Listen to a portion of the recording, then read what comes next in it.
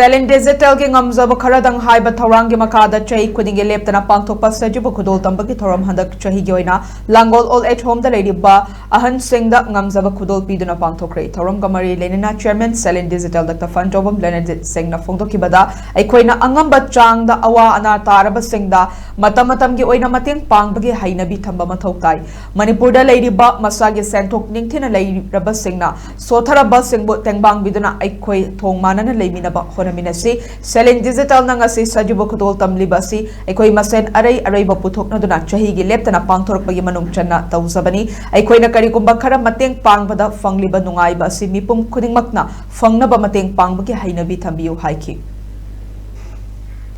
Home da leiriba ahanshinhda si makoigi leibham chabham haibo home sida lenga ki mateng amata phangdana yamna wana haitare chairman oibiriba ojamangi no honabidana chalairaga lakpa sida aikogi maikai da kisu kumbamagi ngamjaba langla ama to oira so akoina pina bagi pandamda akai ngamjaba akoi khudol kamjabani